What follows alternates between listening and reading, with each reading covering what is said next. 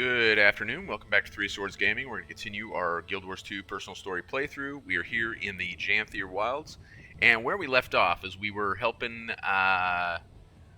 Graced by Fire, I think is her name, with some various tasks around the island, and the last one was to complete this heart, right? And because the hearts on this map are quite a chore, I decided to do that off camera. So I got this heart almost done. It requires the tiniest portion yet to complete. And I also did the same thing, there we go, with this heart. I got it relatively close. I just didn't want to go over by completing one more event, so that's where I'm at on that one. And I wanted to hit the history of why this works the way it works, why I didn't want to get any closer on this heart, and why I was able to do that with both these hearts. So back in Season 3, they brought hearts back in, whereas they had not existed since the core story. And they're like, all right, some of the Season 3 maps are going to have hearts. So let's see, like the first Season 3 map was, what's it called? Bloodstone Fen. I don't believe that one had any hearts, so pretty sure it didn't. But then at some point we get down to Ember Bay, and that's the area where I remember this taking place, if I'm not mistaken. They had these hearts, and these hearts were a lot more work than they were in the core story. And now, little did people know at that time that they would get worse here in Janthir Wilds, where it takes like 20 minutes to 30 minutes to complete a heart because you're reliant on events. At that point in time, the fact that it took like 7 to 10 minutes, probably, this one's actually not bad. This one goes pretty quick, so you can kill a lot right in this area. This one's not bad either. These hearts really weren't that bad. This one's maybe a little bit of a pain, but none of these were all that bad. But they seemed a little rough at the time because we were comparing them to core hearts.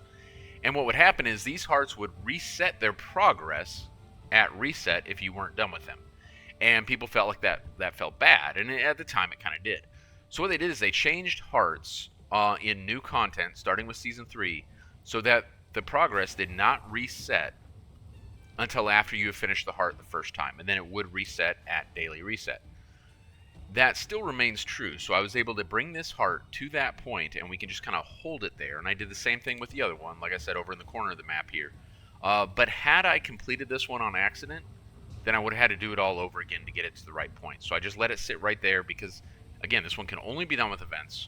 And I was concerned that one event now it may not complete it, unfortunately, but one event may complete it. It's right there at about 80%. So I didn't want to take a chance. So that's kind of where we're at on this heart thing. But the one that we need to finish right now is like 95% done. We're like 2 dead enemies away from being able to finish that heart. Or a couple of these Mersat relics. So these things are basically like landmines. You just stand on it and it's like, oh, it's about to trigger. And then you just disarm it. Or disable, I guess is the term they use there. So we're just a couple of things away. This will be the thing, actually. Is this a person hanging out down here? Are they AFK or what's going on here? This is going to push us over on the heart. We can continue with the story right now. Alex, Wayfinder. Are you okay? You good, If you Serena? need someone to talk to. It worked. I'm fine. There's another stranger. Are you sure? What did you find? Footprints. Cracks in the earth. And there's a smell. It's not like the one we fought. If you head north, we can meet at the research camp. I'm on my way. Don't get your paws dirty before I get there. Don't get your paws dirty.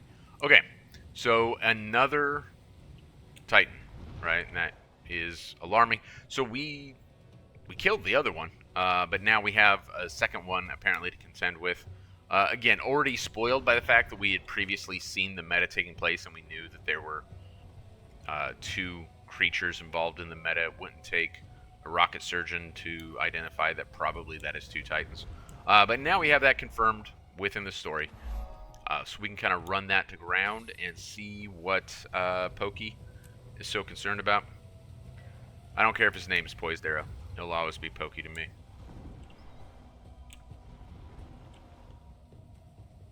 Oh.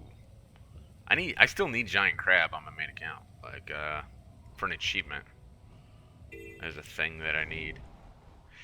I don't know if that spawns during, it looks like, unless me flying over actually spawned it based on the timer. I don't think so, though. But there are a couple events that seem to only spawn during the meta, which is a super weird thing for them to do. Super weird. Because they should know from the way they design the meta that, like, it's going to require, like, a number of players on this map to complete it. And yet, they chose to do it the way they did. Not sure. Not sure. Hey, Pokey. I haven't seen it with my own eyes, but I'm certain of it. There's another one. A lot of us here have witnessed the same. Everyone's moving to collect as much data as they can. This is a solid lead, Pokey. Let's see how we can help. We find it, we kill it, and everything will go back to normal.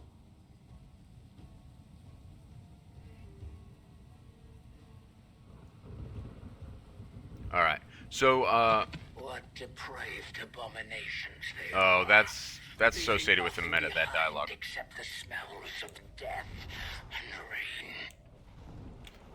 Okay, so we got another heart that we need to complete. For now, That one's not that bad, though, truthfully. the story So I'm not moves on. that stressed about it. So must we. Go off, Barbville. Let us regroup and prepare for the next attack. There will be another. Yeah, so that was another failed meta is what that was. Alright. Gotta be very careful not to participate in an event here.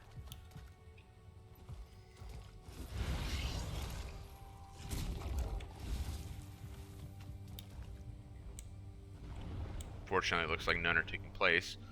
So this is optional, right? We can see that optional report back to Grace by Fire final time, but we're going to do it because it's available to us. We'll see if we get some extra dialogue here. Curious these findings are. The animals remain themselves, but they are enraged, inconsolable. Something about the stranger's aura has twisted their sense of reality. Frenzied indeed. I don't know if this is curable. Death? A kinder fate. I suppose the more we learn of the strangers, answers may come then. Another personal victory. I suppose so, Grace by Fire. So what I hear Grace by Fire actually saying there is kill as many ambient creatures as possible, right? Because death is a better fate than for them to continue to persist in their current crisis. So there you go. We're gonna kill ambient creatures like this frog here. It was an act of mercy. I took what Grace by Fire said very seriously. All right, so let's go up there and complete that heart. I did not remember that. Apparently, we have to complete all 3 hearts on this map as part of the story. Real unfortunate, actually. Let's see. Will this one count for the heart? This event won't even count for the heart? Apparently not. All right, then we'll keep moving. Where is that heart? Should be, like, to the north of us? Oh. Yeah, we've actually gone too far this way. It's up this way.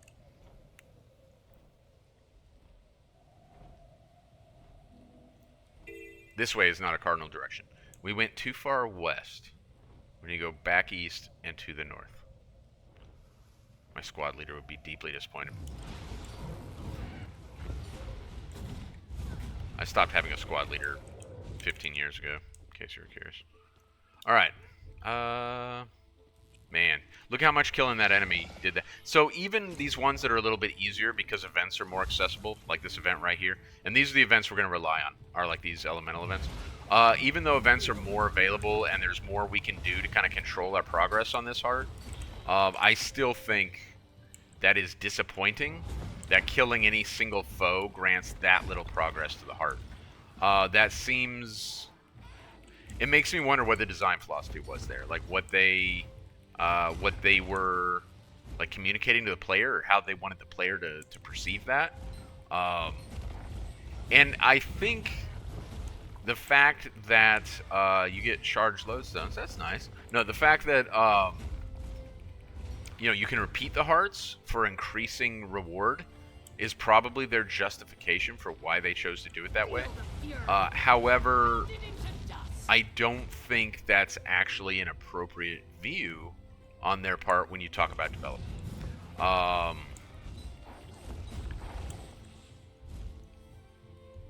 because that feels bad to the player. It feels like an unfair trade. Like, I think 9 out of 10 players, given the choice between those two, would go back to hearts that pay out once. If you ask them, like, hey, do you want hearts that pay out, you know, increasingly better rewards as you progress, or do you want easier hearts that pay out, you know, that you just do once, and they're, you know, but they're easier? I think most players, for them, that would be like a no-brainer. Maybe I'm wrong, but am I gonna get my ass whooped by this dude? I feel like we're trending that direction, especially if I stand in fire. We heal as one.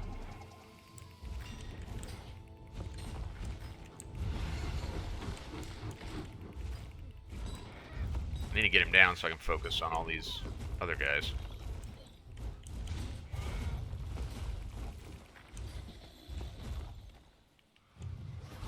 So usually what you find is that there are quite a few people doing these events. You know, it's rare that I end up doing these elemental events alone, because generally there are folks who either want to complete a heart, or they're looking to, like, you know, generate some sort of rewards or achieve something on the map, or whatever the case may be. Maybe they're grinding out their masteries, which we're actually close to completing another mastery. But whatever their motivations are, it's unusual that I find myself completing one of these entirely by myself. But you can see there's real progress on our heart right now. And we do not yet have, and there's the reward for completing the heart. So that took us a long way, right?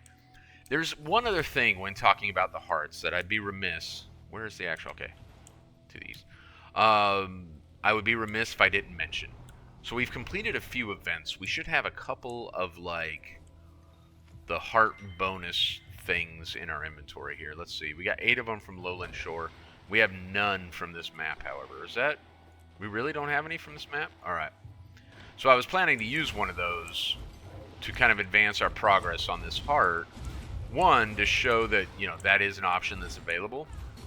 And 2, because I want to get the heart done. However, joke's on me. We haven't done enough events on this map to actually do that yet. So we need to continue to find some more events. There are a couple other things that this heart offers us, if I'm not mistaken. Can we do something with this, or do we gotta go back and get supplies? Nope. Again, like, microscopic progress on the heart.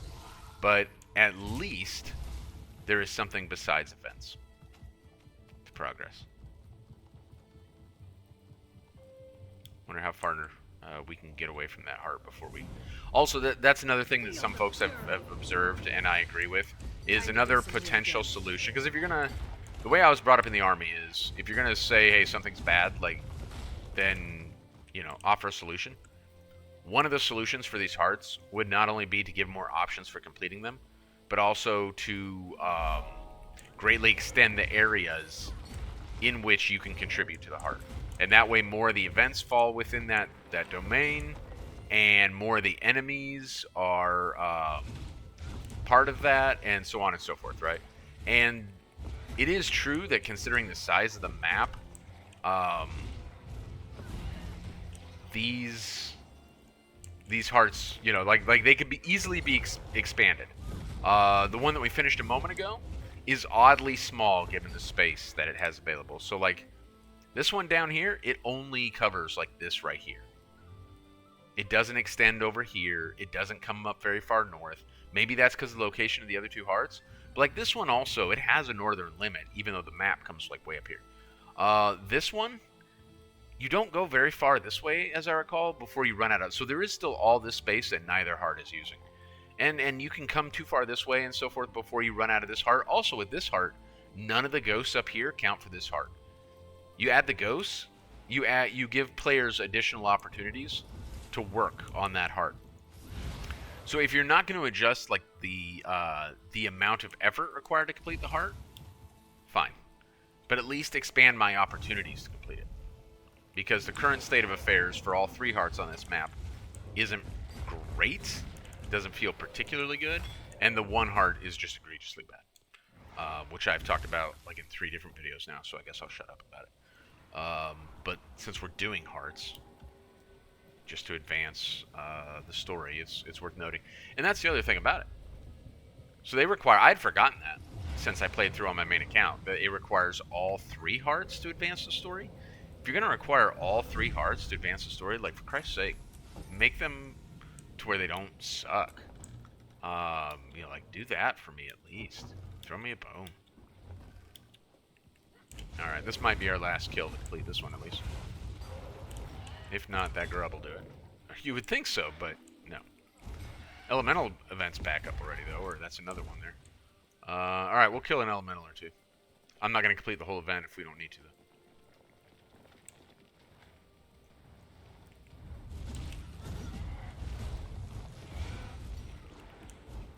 And that still didn't do it.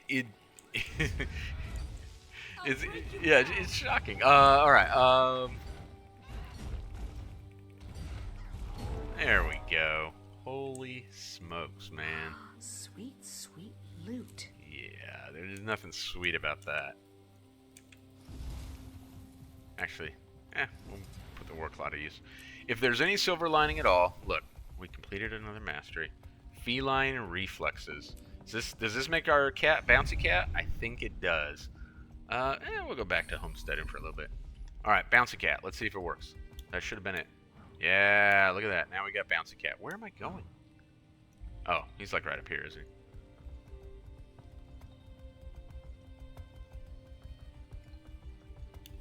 I just got so distracted by bouncy cat. Talk to Arid Esker. Is that the heart guy? It is the heart guy. Alright. Wait. Alright. To borrow some lightning rods. Okay, so it is there. We need lightning rods. Looking to find out more about these strangers, are you? Go ahead, have some. I've got plenty, thanks. Okay. So we're going to use these. I was kind of waiting for like some sort of... You know, this game is so good about voice acting. I was expecting voice acting for that. Alright.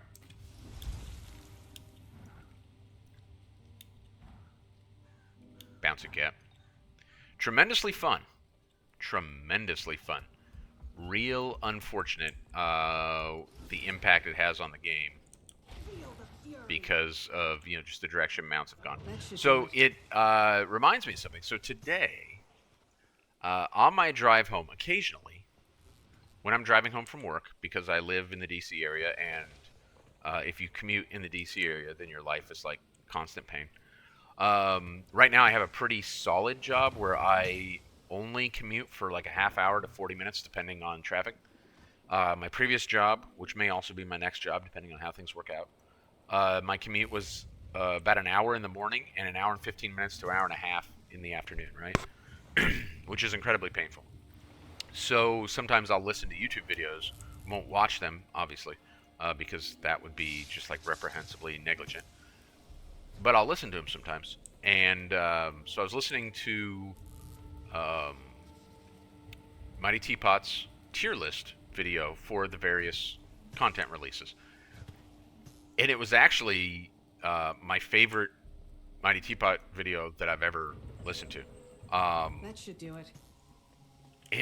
It was not because he is or is not entertaining, or he is, you know, like I think he's entertaining enough.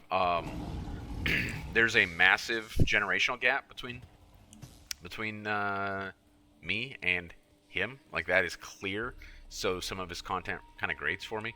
But he's you know, he's not bad by any stretch of imagination. Pretty smart when it comes to game. And certainly better at it than I am, without a doubt. But I really, really enjoyed the video. One of the things that I liked about it is he had really good perspectives on all the content releases. Like, really fair perspectives. And one of the things he said that really, really surprised me coming out of him, was not expecting this at all, but I agree with it absolutely 100%, was that what he said is Skyscale is scuffed. Which I take to mean that it was not good for the game. It should not have been added to the game. It's fun, and I feel the same way about Warclaw. I think with both of those, they were game-breaking. The current state of Warclaw is not good for the game. It's fun. They added it with Janthir Wilds. It's cool, but it's not necessarily good for the game. Just as Skyscale was not good for the game, however fun it might have been. Hey, what's attacking me here? All right, poised arrow. I put lightning rods down. Everything you described. Footprints, storms, wildfires sparking at random. This isn't natural. Right? The Astral Ward are tracking activity along the lightning rods. They're getting struck with a higher frequency near the northern shore. Then we should head out immediately. See if we can track this thing down. Are you up for another fight? You want to sit this out? No, I'm coming with you. Focus helps with clarity. Lead the way. Okie dokie. To the northern shore we go. For what is presumably another Titan, right?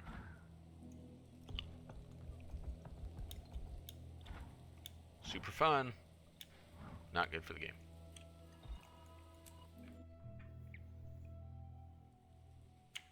So, lightning seems disproportionately attracted to this area? Can't be coincidence. Isgarin told us to expect numbers. Sounds like they're adding up. Footprint evidence, wildlife behavior, lightning strikes. It's all pointed in this direction. Poised arrow can attest. It's near. I sense it. In the air, the way it looms. This place makes me uneasy. Are you sure you're... Yes. I've had time to center myself. Appreciate the concern, I do, but you don't need to fuss. Wayfinder, I'll match your pace. It'll help me steady my focus. Alright, so I think what that means is that we're supposed to lead the way. Man, I got something like stuck in my throat. So, an observation, once again, I tend to make the same observations over and over. Must be tremendously annoying. Poised arrow, Bram, and there was, in the Dragon Response missions, which, we'd all like to forget, but in the Dragon Response missions, there's a period of time when Bram is going on and on about how he can sense, like, the destroyers arriving. He can sense dragon minions coming close. It's a weird thing for him, and it's tied to some of the events that happened earlier in Icebrood Saga. But now, Pokey sensing things, like, it just... Again, I have no problems using the same voice actor if they're a skilled voice actor. But don't have them say the same things. You know, that's not fun for anyone. Yeah, you want to get off your cat, Pokey, and actually contribute? Appreciate it, buddy. Feel the fury. Time to do some real hurts, doesn't it?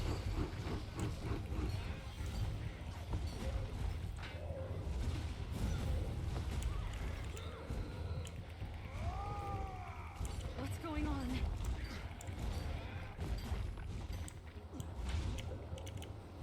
It's the best line the commander ever says when they're inflicted with confusion.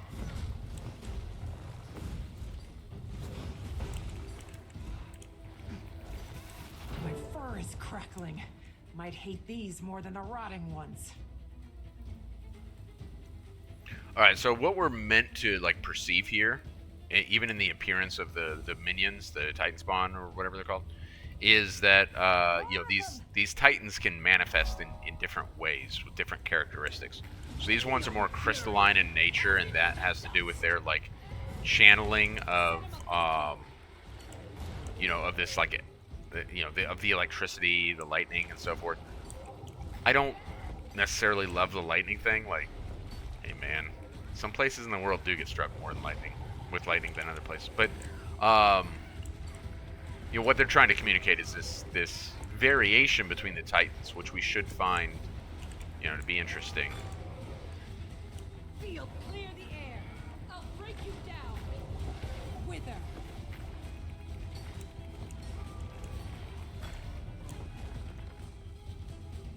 And I would be interested to know a little bit more about how that comes to be and what that means. It would be a very convenient way of them explaining within the story, within the lore. You've been to these isles before? Not this far north. Most people stay clear of the shore. Unless they have a death wish. We've been known for worse things. No, Keith, you've been known for worse things. It would be a reasonable explanation, this variation in Titans, for any possible variance between the Titans in Guild Wars 2 and the Titans in Guild Wars 1. Is you could point to the fact that, oh well, you know, there are different variations of Titan based on, you know, X, Y, or Z. I hate the bug swarms. They creep me out. Where are you? Cowering, just like the other one. What now? Gonna send more little friends to fight for you? It's not very Ash Legion of you, Malice. Show yourself! Who dares disturb the den of the great Decima?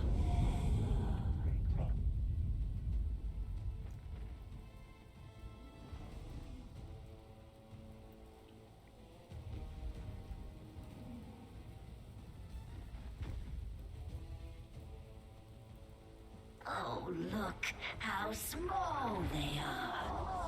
All the way down there. So cute and minuscule. Thought this would take effort.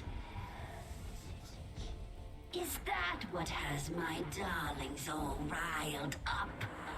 A few fleas got into my nest. Well, we can't have that. It's unclean. I'll just have to show them. What do we do when pests sneak into our home? We squash them.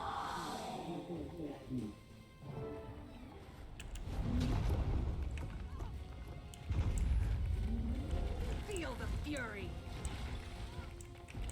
Alright, so clearly we can do no damage at the moment. She's just siphoning energy back with those conduits. Wayfinder, you still got those rods we used earlier. What if you plant them around? Draw energy away from her. Not a bad idea. Alright, so that's what we'll do. We're gonna plant some lightning rods to draw energy away from her, I guess. Lightning strikes. Keep at it. Hey, get on your war claw, you.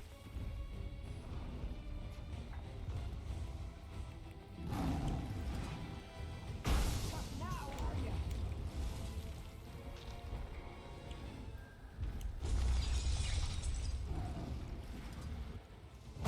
There we go. A bit more should do it.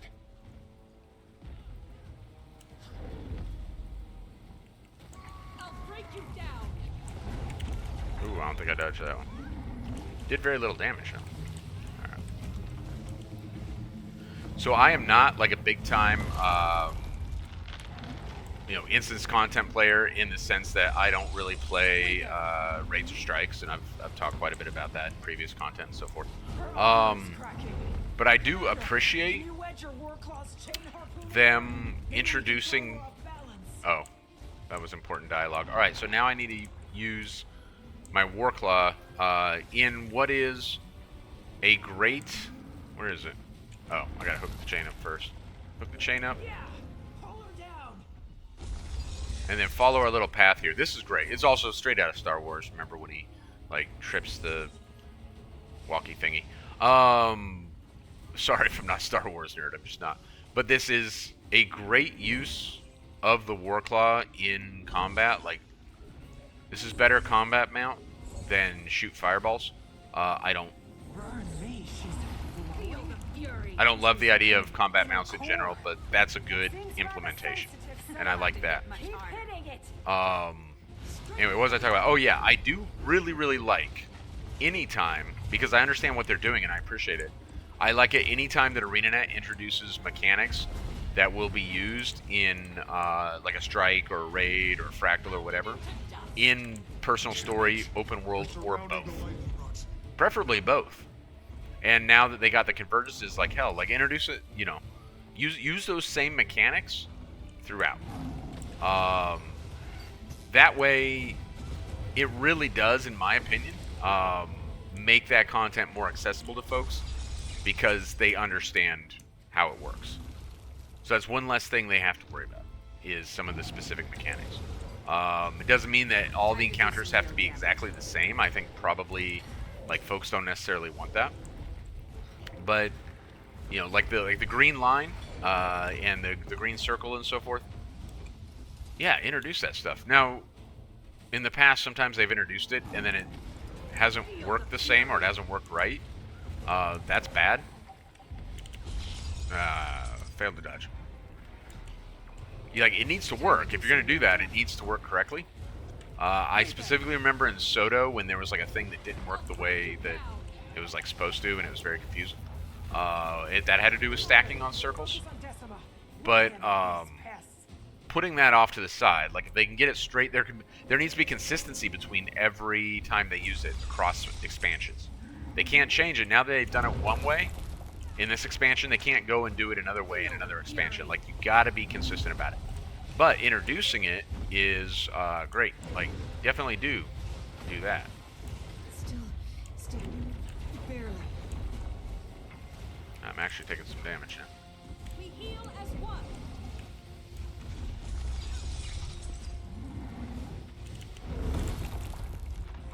Think I've got a shot at breaking more for armor. I'll ready my war claw.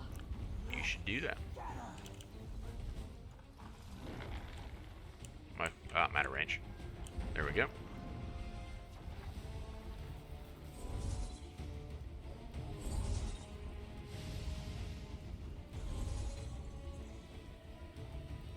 This is an exceptionally long chain, by the way.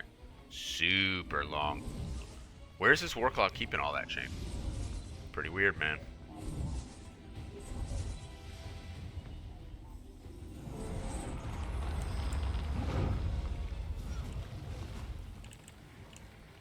Pounded into dust. Feel the fury.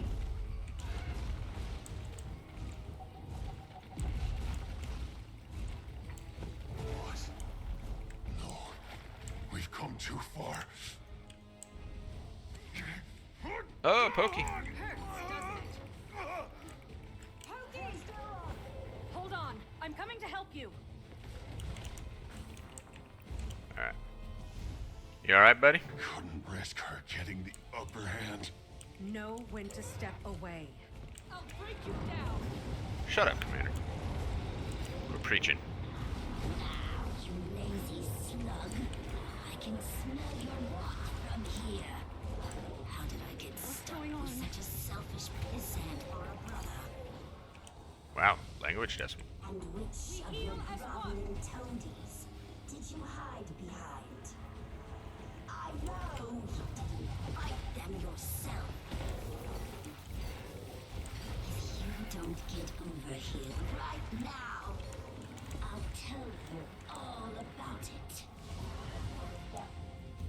Is she talking I to? think so. I think they can communicate. Greer is still alive. And they're coordinated. Down an ally. Retreat. I'll send a distress message to the Alliance. No, this is my doing. I'll come home. Whoa, really sorry. Anyway, the thing doesn't work. Let's try the high ground. Up this way. Alright, well, I guess we're gonna get out of here.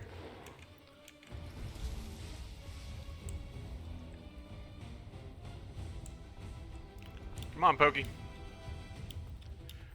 So, I'm quite certain that the way they did the dialogue there is intentional.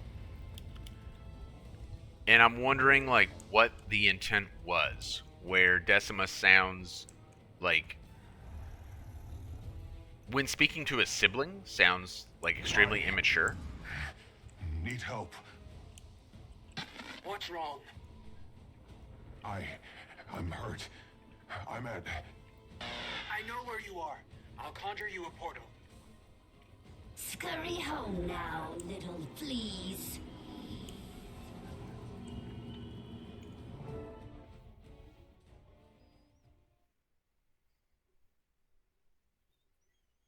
Oh, look at you. Oh, Your leg. It's nothing. Just needs bandaging. Bandaging? Stay still. Looks fine to me. I don't see it. But alright, we'll bandage you up if you're gonna be a big shammer. What were you thinking? Trekking the Isles alone? Battling monsters? And you didn't think it was wise to stop him? To ask for my help sooner? I suppose I've made more questionable choices. What's one more? But it's all fine and grand when you do it. Take off to go fight without telling us where you are. Or who. My situation, it's different. I have better means to protect myself. You can kill more easily. It's never easy. There's more to magic than causing harm. Protection, attunement to the world around you. Healing. How are you feeling now? Better. A lot better. Those who use magic only to destroy practice destruction. True wizards know magic as a practice of balance. That's where real power comes from. Alright. So a couple things real quick. I was most of the way through a thought, but not completely through a thought. Yeah, so during that exchange between the two siblings, between Decima and Greer, they sound like really immature. When Decima's like, I'll tell her all about it. Like, so are we, like, one, who is her? Like, that remains to be seen.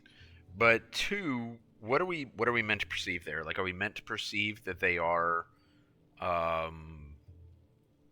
a minimum, I think we're meant to perceive that they are not top of the food chain, that's not the substance that they're made of, that they are still to some degree minions themselves.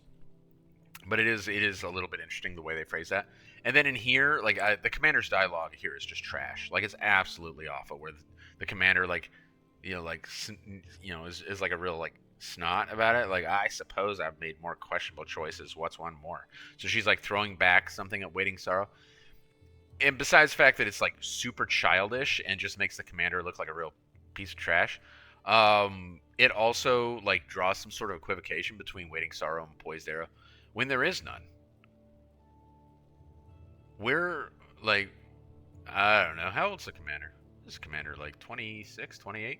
However old you think your commander is, they're not as old as Waiting Sorrow. Remember, Waiting Sorrow disappeared from the Astral Ward before the Searing of Ascalon. Waiting Sorrow's been doing this for a long, long time. Poised Arrow is a youth. Let's assume that he's, that he's a young adult, because I would hate the thought of ArenaNet bringing more children in their story. I mean, God knows. Hopefully, they got that out of their system in like season 2 and 3. But Poised Arrow is young, and so it's okay for Poised Arrow to be different and thus treated different than Waiting Sorrow. And the commander seems to like the commander is like has to be like the most immature person in the entire storyline, with the possible exception of like, I don't know, is there Bram? Maybe even worse than Kaith, although Kaith is a real piece of trash. But Kaith has something to say. Kaith, what do you want to say? Let's give them a moment. All right. Those Titans have done a number on the ecosystem. Could tend to some things around here. The cub will need a bit to recuperate anyway. Might as well use the downtime to think up a plan. All right. So that whole ecosystem thing initially comes off as like wretchedly stupid. Like what? Did they pollute? Did they not give a hoot? If you're a child of the 80s. But I think that's tied to the fact that Kaith is Sylvari. And so her sense of alignment with nature is probably more significant, seeing as she, grew up out of the ground as, with the pale tree. All right, so people have things to say. I guess we'll start with Kaith. Poor Pokey. I do hope he'll be all right. To which we do not acknowledge. We just say hanging in there, Kaith. I'm fine, truly. Finding my joy in watching the two of them figure it out. Yeah, because Lady Kaith hasn't Sorrow figured is out. incredible, and far more empathetic than Isgarin. I joined this mission to get to know the Astral Ward, to see if they would at all be helpful in healing the Pale Tree. Dagonet and I are desperate. Mother, you'd think she'd have made more progress by now, but still she wilts. Perhaps someone like Sorrow is exactly who we're looking for. Yes. Yeah, I don't know why the commander just like failed to like. It's like they're not actually talking to each other. They're just both talking to you while you sit at your keyboard. They're both just delivering exposition. This is ArenaNet when they don't write well. It's unfortunate because overall I think they did a good job with Janthir Wilds, but in this particular instance, they fell back on their old tendencies, and that's too bad. Malice, what you got? Some fight back there. Suppose it could have gone a little better. You in one piece. So at least our comment like aligns with what they said, right? Yeah, no scratches.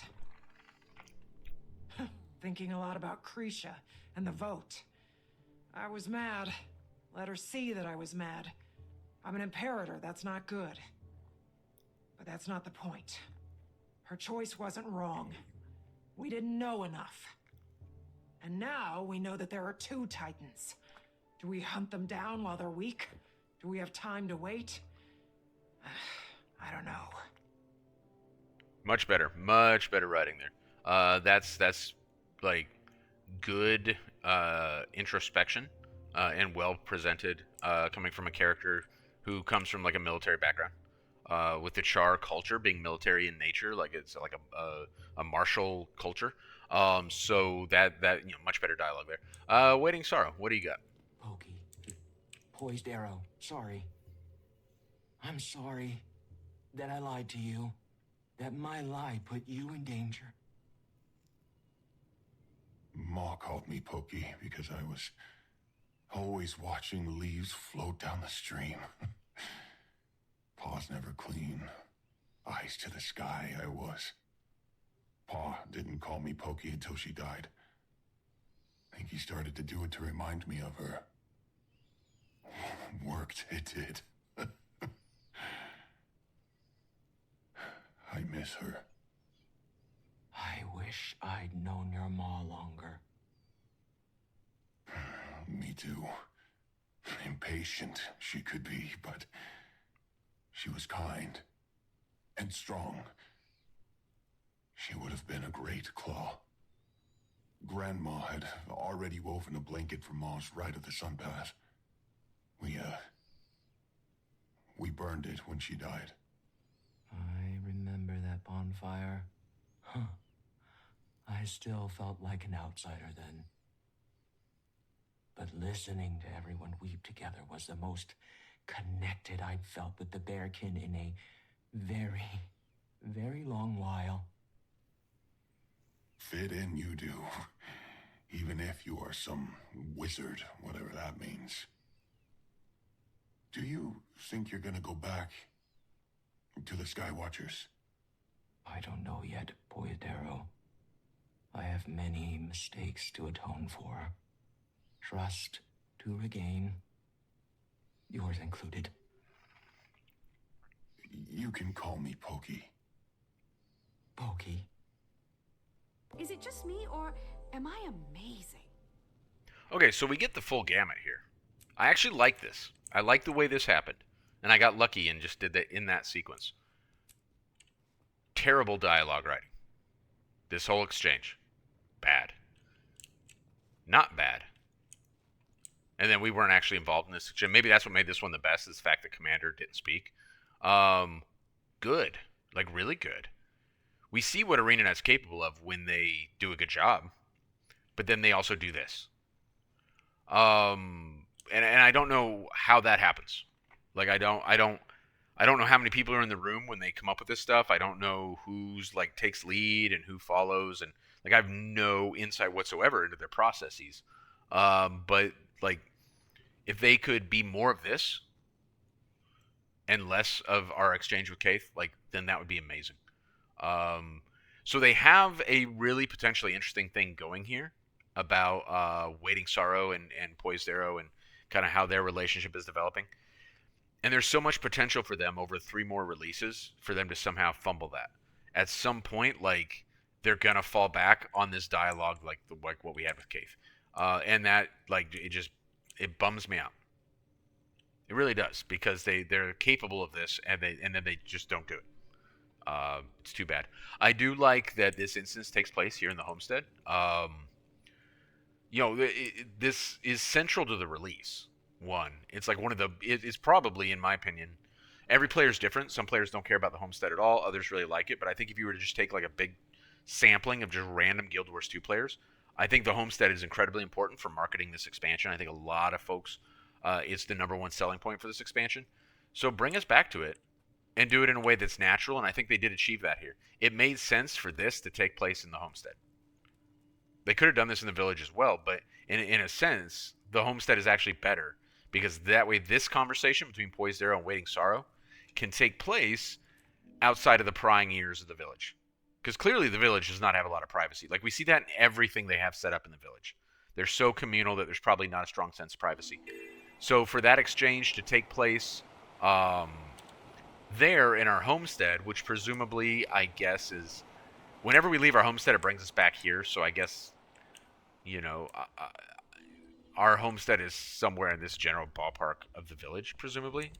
I guess wherever it is, though, we have enough privacy there. We see that on our little island, that they can have that conversation uninterrupted. So I think that all, like, fits together very nicely, and I appreciate that.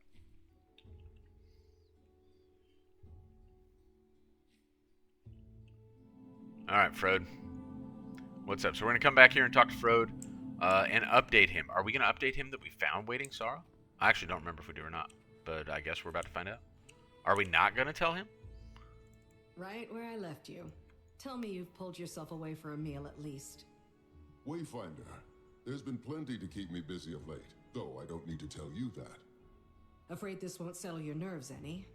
We had another brush with the Titans. Titans? So Isgarn was correct. You'll love that. 2 in total, and they're working together. Greer, who we thought previously defeated, and Decima, a lightning conduit. And how did this battle fare? Brutal, but useful. We discovered a possible vulnerability of the Titans, a fragile inner core. The Claw's son was injured blocking an attack, so our battle was cut short. Brave, and stupid. A sentiment completely alien to the two of us. How's he doing now? On the mend. We made it to the village healing master in time to treat him. No easy task, carrying a grown coat into safety. And what did you say was used to treat him? I didn't. The healing master is versed in some level of recovery magic. Trained in the Shiver Peaks, apparently. Interesting. I suppose healing magic would be less frowned upon than the more ostentatious schools. Can never be sure who knows more than they're letting on. You're a reader, yes? I was reading a fascinating book earlier. It's upstairs. You should give it a look. And, act natural. Alright, so let's go upstairs and look at this book before we converse here. Before I run my yaps more. Borrowed journal. Waiting Sorrow has left us. She left a note. She left Dagda a note. I must be swift, should Isgarin catch on to my plan before I'm able to depart. What am I? A creature in nightmare? Do they writhe when I speak? Do they flee when I move? So clearly this is Isgarin writing this. Oh, it says right there. Isgarin's journal. Okay. So, yes, this is Isgarin. The court is quiet today. Dagda fled to the observatory. Mabone is disappointed with my reaction. Perhaps screaming until I opened a portal to the domain of anguish was a tad ostentatious. Yeah, so, I mean, definitely like that. Isgarin. So emo. The emotion that lingers at the pit of my stomach is repentance, mostly. Sorrow is simply a harbinger. Harbinger? Harbinger? I don't know how to pronounce that word. Of my prior mistakes. My negligence. When she came to me, goodness knows, well, before the gods doomed this place, I saw someone struggling, and I chose to help her. A voice on the verge of Coda's rage. Who knows what she would have done had I not ascended her and severed that connection. Sidony never thought of me the same after that. I imagine my saving sorrow was the final straw before exile. I've often thought of my choice as naive, and at other times I've wondered if the elder races were too protective of magic. But I turned her immortal. I gave her access to immense power to save her life. That shouldn't have been my choice. I let her roam on her own for a long, long time before she and Voss joined us. And when I saw how powerful she'd become, I couldn't let her go again. She knows this. She's grown more and more unpredictable over the centuries. She even claims to see flickers of her life before ascension. When the Codan split between Janthir and Orr, I could tell it bothered her. I could tell she yearned to help her people when they were clearly splitting apart. But she's a figure of fable now to them. What if she were to reveal herself as the missing voice to their ancestral claw?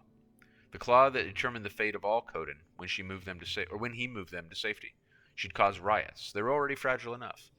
I need time to think about my next steps. And blank page.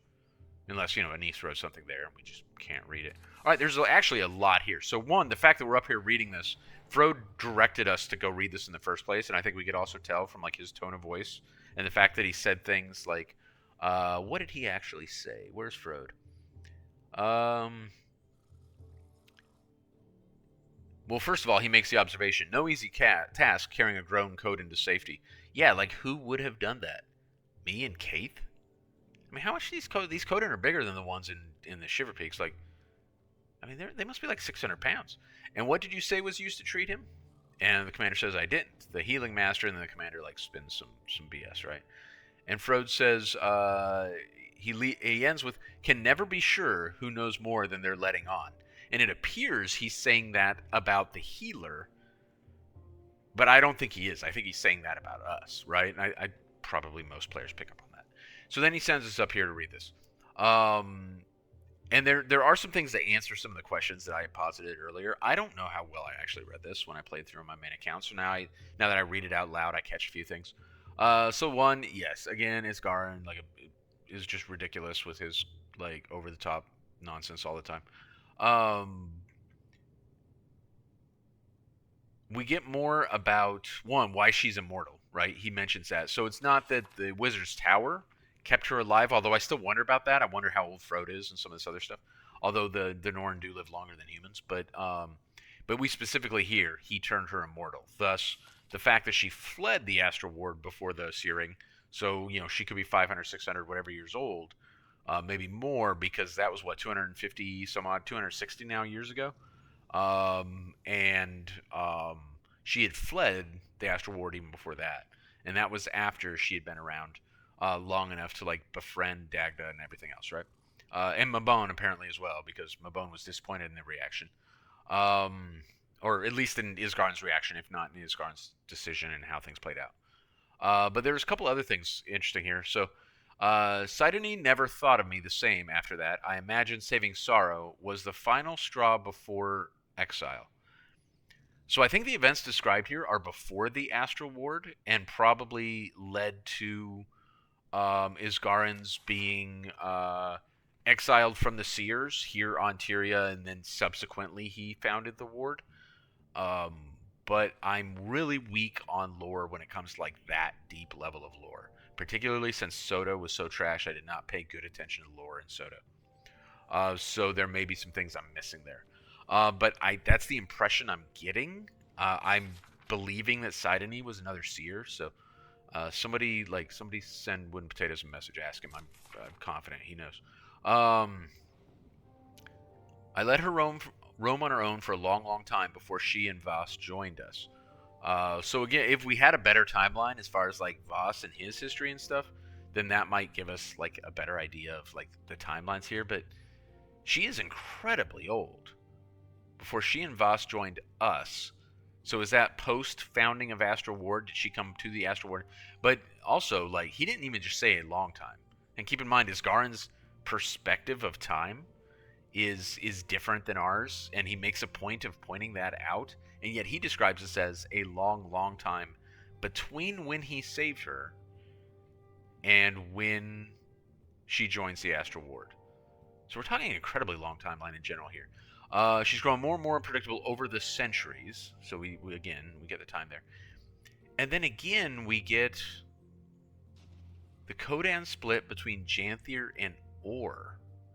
So this is reinforced here. It's not a mistake earlier when it's said again here, the Kodan in ore. And I still genuinely have no idea. What was Vass? Was Vass a Jinn? I'm wondering if Vass was a Jinn. I don't remember what Vass was. Is it said somewhere what he is? No idea. I don't know. I have questions about the lore now, and I am not knowledgeable enough to answer them. I'm the wrong person to answer, so I'm going to leave some of this just with speculation because I simply don't know the answers. Unfortunate. All right, so we're going to come down here. We're going to meet Poised Arrow at Harvest Den and talk to Stoic Alder together. Oh, look, the dance is happening. Literally, no one's dancing. Or have they just not? Is my computer, like, somehow struggling? Yeah, there's... Oh, it's just starting. It is literally just starting. Well, we've seen it once already. We're not going to do it again. Although, all the ambient noise from this may actually interfere with this conversation. We'll have to see. Hi, Stoic Alder. Normally, if my son came home injured, I'd question in whose company he was engaging in such reckless behavior. But since your arrival, Wayfinder, there is no question. Stoic Alder. Pa, I told you, the fault is mine. I didn't respect my limits. The Wayfinder reminded me it's all right to step away. Pa, I'm okay. You should have seen the Wayfinder out there. Never witnessed a stoic warrior turned into such a kindly mother hen. Checking my wounds, aiding my exit, all with concern in the voice and a tear in the eye.